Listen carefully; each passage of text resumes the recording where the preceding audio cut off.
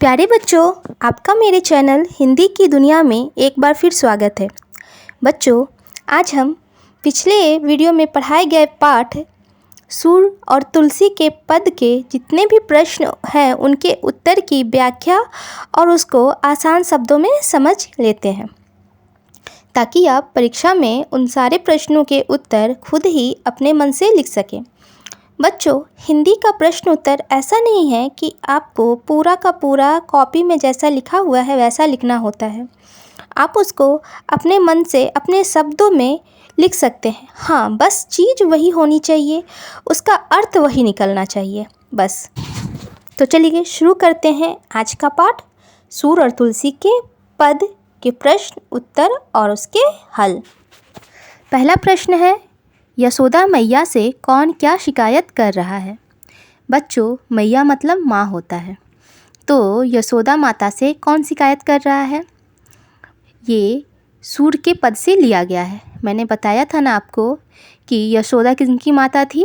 श्री कृष्ण भगवान की। तो उनसे कौन शिकायत करेगा? श्री कृष्ण भगवान। और क्या शिकायत कर रहे हैं? कि मैया कब ही बढ़ेगी चोटी। यही शिकायत कर रहे थे ना कि मेरी जो चोटी है वो छोटी है, ये कब बढ़ेगी। तो चलिए इसको अच्छे से हम लोग लिख लेते हैं कि इसको हम लोग कैसे लिखेंगे। श्री कृष्ण अपनी माता यशोदा से यह शिकायत कर रहे हैं कि तुम तो कहती थी कि दूध पीने से मेरी चोटी लंबी और मोटी हो जाएगी, पर आज भी यह छोटी है, यह बड़ी कब होगी? ठीक है बच्चों, दूसरा प्रश्न है, श्री कृष्ण अपनी चोटी न बढ़ने के लिए यशोदा को क्या उलाहना देते हैं? बच्चों, पहले आप बताइए कि उलाहना का मतलब क्या होता है। उलाहना एक देहाती शब्द है। जब हम लोग किसी को कहते हैं कि ये काम हो जाएगा और वो काम नहीं होता है, तो हम लोग बार बार उसको वो बात याद दिलाते हैं कि तुम तो कहते थे कि ये काम हो जाएगा पर नहीं हुआ, अब तुम बताओ क्यों नहीं हुआ। तो इस तरह की जो बातें की जाती है उसको ही उलाहना देना होता है। जैसे श्री कृष्ण की जो माता यशोदा है, वो श्री कृष्ण को दूध पिलाने के लिए क्या बोली थी कि अगर तुम दूध पियोगे तो तुम्हारी चोटी क्या हो जाएगी? बड़ी हो जाएगी। तो श्री कृष्ण को वही बार बार बोल रहे हैं कि तुम तो बोलती थी कि मेरी चोटी बड़ी हो जाएगी दूध पीने से, पर ये तो बड़ी हो ही नहीं रही है, ये आज भी छोटी है। तो इसी को कहते हैं उलाहना देना। तो इसको हम लोग कैसे लिखेंगे अच्छे से? श्री कृष्ण अपनी माता यशोदा को अपनी चोटी न बढ़ने के लिए यह उलाहना देते हैं कि तुम तो कहती थी कि बार बार दूध पीने से मेरी चोटी भी बलराम ताऊ की तरह मोटी और लंबी हो जाएगी और यह नागिन सी ज़मीन पे लौटेगी, इसलिए तुम मुझे बार बार दूध पिलाती हो और मुझे माखन रोटी भी खाने नहीं देती, फिर भी मेरी चोटी अभी तक छोटी है। ठीक है बच्चों, तो इस तरह की उलाहना श्री कृष्ण अपनी माता यशोदा को दे रहे हैं। तीसरा प्रश्न है बच्चों, बल शब्द का प्रयोग किसके लिए किया गया है और उनकी चोटी कैसी है? तो बल शब्द का प्रयोग किसके लिए किया गया बताइए। मैंने आपको बताया था ना, बल मतलब क्या होता है? बलराम। बलराम कौन थे? श्री कृष्ण के बड़े भाई, इसलिए यहाँ बल शब्द का प्रयोग किया गया है। ठीक है, तो इसको हम लोग कैसे लिखेंगे? बल शब्द का प्रयोग श्री कृष्ण के बड़े भाई बलराम के लिए किया गया है, उनकी चोटी मोटी और लंबी है। ठीक है बच्चों। चौथा प्रश्न है बच्चों, माताएं श्री राम के प्रति अपना दुलार कैसे व्यक्त करती हैं? दुलार मतलब क्या होता है बच्चों? प्यार करना। जब बच्चे को हम लोग को बहुत ही ज़्यादा प्यार करते हैं तो हम लोग क्या कहते हैं? उसको हम लोग दुलार रहे हैं। दुलारना भी एक देहाती शब्द है। अब व्यक्त करना मतलब वही बताना होता है। तो माताएं क्यों कहा गया है? क्योंकि श्री राम की 3 माता थी। ठीक है, और तीनों के नाम, सबसे बड़ी वाली के नाम था कौशल्या, उसके बाद वाली का कैकेयी, उसके बाद वाले का सुमित्रा। ये तीनों श्री राम की माताएं थी और ये तीनों श्री राम से बहुत ही ज़्यादा प्यार करती थी। और बच्चों, ये जो लाइन ली गई है ये तुलसी के पद से ली गई है।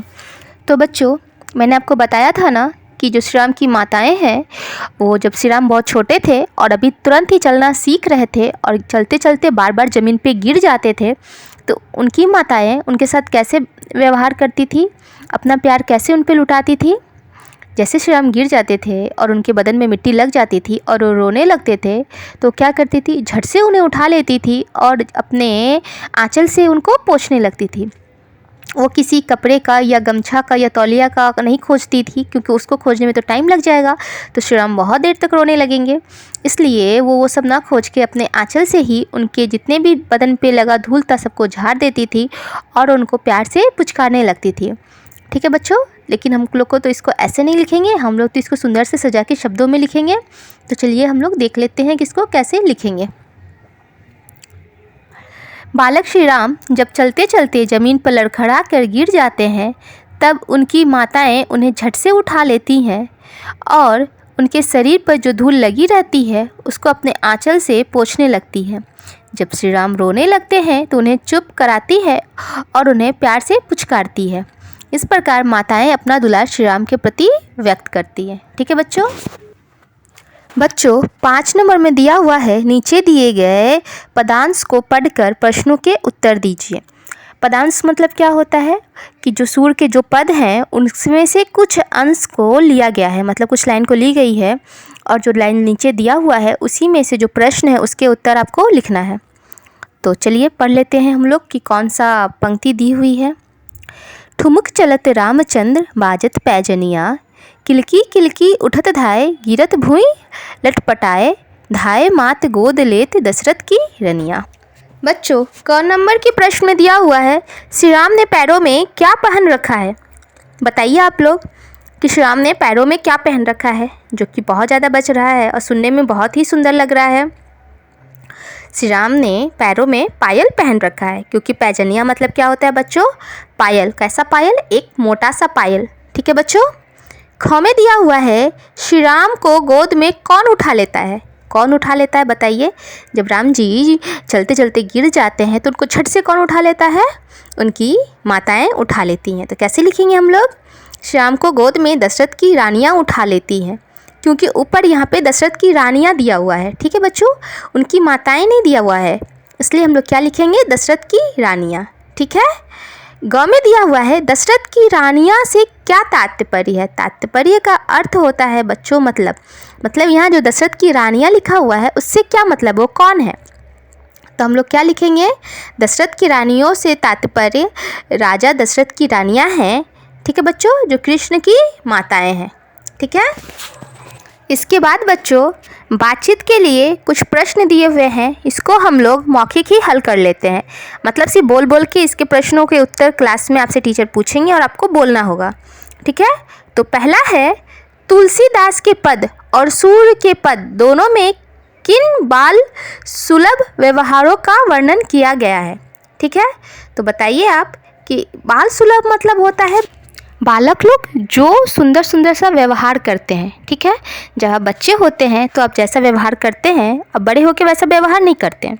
ठीक है।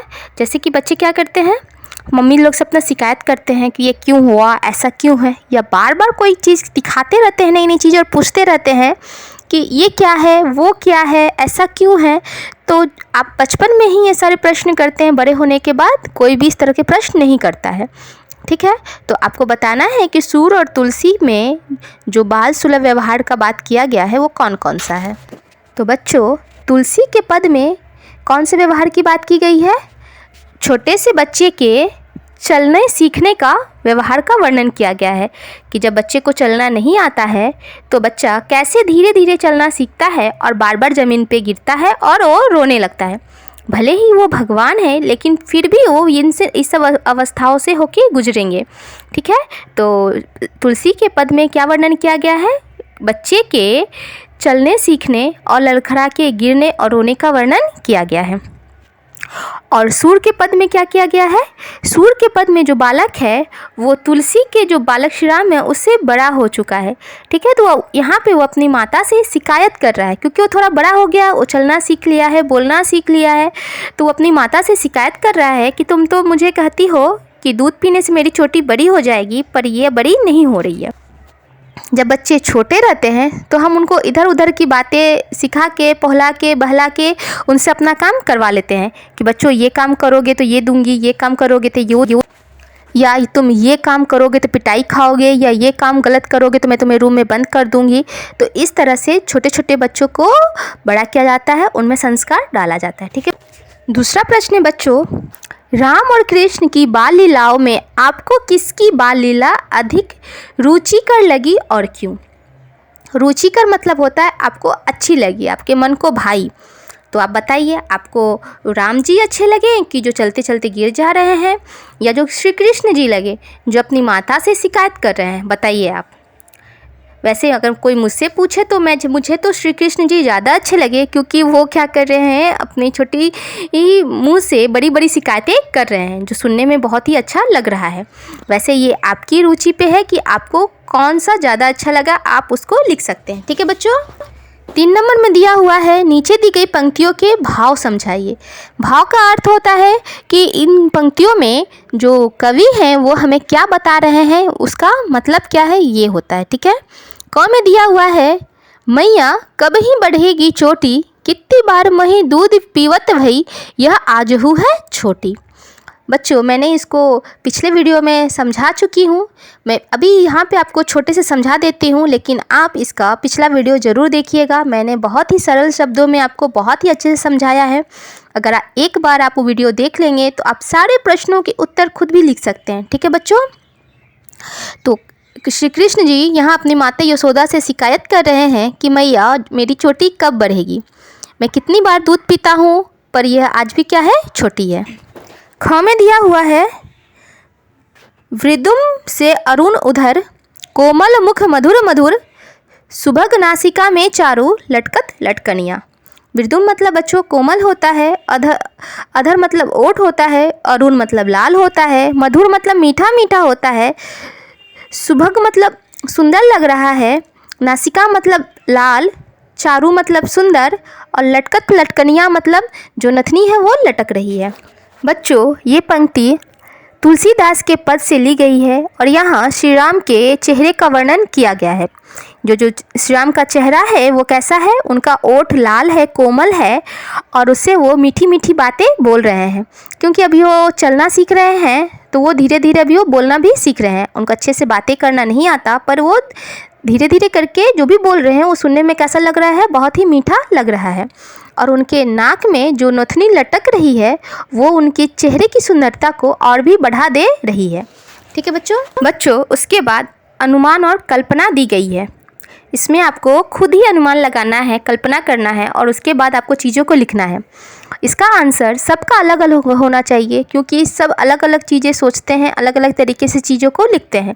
इसलिए इसको आप कभी भी याद करके मत लिखिएगा। ठीक है बच्चों। तो पहला प्रश्न है, कल्पना कीजिए कि श्री राम के स्थान पे आप हैं और आपको अपनी पसंद की वस्तु नहीं मिलती है, तो आप अपनी माता जी से किस प्रकार शिकायत करेंगे। ठीक है, कि आप बहुत बच्चे हैं, आप अपनी मम्मी से कुछ मांगे और आपको आपकी मम्मी वो चीज़ नहीं दी, तो आप अपनी मम्मी से किस प्रकार की शिकायत करेंगे, आप कैसे अपनी बात मनवाएंगे, इसको लिखना है। ठीक है। तो ये तो आप पे है कि आप अपनी मम्मी से क्या शिकायत करेंगे, कैसे अपनी बात को मनवाएंगे, तो ये आप अपने मन से लिखिएगा। ठीक है। 2 नंबर में दिया हुआ है, श्री राम अपनी चोटी की तुलना बलराम की चोटी से क्यों करते होंगे। आपने पढ़ा ना कि श्री कृष्ण क्या कर रहे हैं कि मेरी चोटी कब बल की चोटी की जैसी मोटी और घनी हो जाएगी। तो आप बताइए कि श्री कृष्ण अपनी तुलना बलराम के चोटी से क्यों कर रहे हैं। आपको क्या लगता है कि वो क्यों कर रहे हैं, किसी और से अपनी उसकी तुलना क्यों नहीं। बच्चों, जो बच्चे होते हैं वो अपनी तुलना अपने ही उम्र के लड़कों से करते हैं, क्योंकि उनको पता है कि ये मेरे जैसे छोटे हैं और जो चीज़ उनका है वैसा वो सब चीज़ मेरा होना चाहिए। क्योंकि बलराम उनके बड़े भाई थे और वो उन्हीं की उम्र के थे, इसलिए वो क्या कर रहे थे, अपनी चीज़ों की तुलना बलराम से करते रहते हैं। ठीक है बच्चों। इसके बाद बच्चों भाषा की बात आती है। भाषा की बात में 1 नंबर में दिया हुआ है कि नीचे दिए गए शब्दों के हिंदी रूप लिखिए। ठीक है, यहाँ हिंदी रूप दिया हुआ है। हिंदी रूप मतलब क्या होता है कि इनको हिंदी में क्या कहते हैं। ठीक है, मतलब जो नीचे शब्द हैं वो हिंदी के नहीं हैं। अगर ये हिंदी के नहीं है तो फिर कौन से भाषा के हैं या कौन से बोली के हैं। बच्चों, जो सूरदास जो अपने पद लिखे हैं वो पद ब्रज की भाषा में लिखा गया है, ठीक है। और तुलसीदास जो पद लिखे हैं वो अवधी भाषा में लिखा गया है। ये ब्रज भाषा और अवधी भाषा क्या होती है ये आप मेरे समान हिंदी के वीडियो में जाके देख सकते हैं। मैंने इसमें बहुत ही अच्छी तरह से समझाया है कि हिंदी की बोलियां कौन कौन सी है और किस किस बोली का क्या क्या स्थान है, ठीक है बच्चों। तो आप मेरे वीडियो के प्लेलिस्ट में जाइए, वहाँ आपको भाषा और बोली मिल जाएगी। वहाँ पे आपको पता चल जाएगा कि ये ब्रज भाषा और अवधी भाषा क्या है, ठीक है बच्चों। तो अब हम इसका हिंदी रूप देख लेते हैं। क में दिखा हुआ है आजहू। आजहू मतलब क्या होता है, इसको हिंदी में कहेंगे अभी भी। ख में दिया हुआ है गिरत, इसको हिंदी में क्या कहेंगे गिरना। ग में दिया हुआ है मोही। मोही मतलब मुझे। ये जो तीनों शब्द हैं बच्चों ये ब्रज के शब्द हैं। इधर दिया हुआ है घ नंबर में चारू। चारू मतलब बच्चों सुंदर होता है। और में दिया हुआ है जोटी। जोटी मतलब बच्चों जोड़ी होता है। च में दिया हुआ है लेत। लेत मतलब बच्चों लेना होता है। और ये तीनों शब्द अवधी भाषा के शब्द हैं, ठीक है बच्चों 2 नंबर में दिया हुआ है नीचे दिए गए शब्दों के दो दो पर्यायवाची शब्द लिखिए। आपको पता है पर्यायवाची शब्द क्या होता है? पर्यायवाची शब्द का मतलब होता है ऐसे शब्द जिनका अर्थ समान हो, ठीक है बच्चों। तो जैसे कि हम लोग क्या कहते हैं, जल को जीवन भी कहते हैं, नीर भी कहते हैं, पानी भी कहते हैं। ये तीनों शब्द का मतलब क्या हुआ, जल ही हुआ। इस प्रकार ये तीनों शब्द जल के पर्याय हुए, ठीक है। तो हम आपके पाठ में जो दिया हुआ है उसके भी पर्यायवाची देख लेते हैं। क में दिया हुआ है तन। तन को क्या कहते हैं बच्चों, देह भी करते हैं, शरीर भी कहते हैं, काया भी कहते हैं, ठीक है। ख में दिया हुआ है धन। धन को और क्या कहते हैं, दौलत भी कहते हैं, संपत्ति भी कहते हैं, अर्थ भी कहते हैं, ठीक है बच्चों। ग में दिया हुआ है भूमि। भूमि को और क्या कहा जाता है, भू भी कहा जाता है, धरा भी कहा जाता है, धरती भी कहा जाता है। घ में दिया हुआ है भैया। भैया मतलब बच्चों पहले तो भाई होता है और भ्राता भी होता है और बच्चों सहोदर भी होता है, ठीक है। और हमें मैया दिया हुआ है। मैया मतलब माँ होता है, माता होता है, जननी होता है, ठीक है बच्चों। तो ये था आज का पाठ। अगर आपको मेरा पाठ अच्छा लगा और आप चाहते हैं मैं इसी तरह आपको पढ़ाती रहूं, तो आपको मेरे वीडियो को ज़्यादा से ज़्यादा शेयर करना होगा, मेरे वीडियो को लाइक करना होगा और मेरे चैनल को सब्सक्राइब करना होगा, ठीक है बच्चों। मिलते हैं नेक्स्ट वीडियो में। Thank you.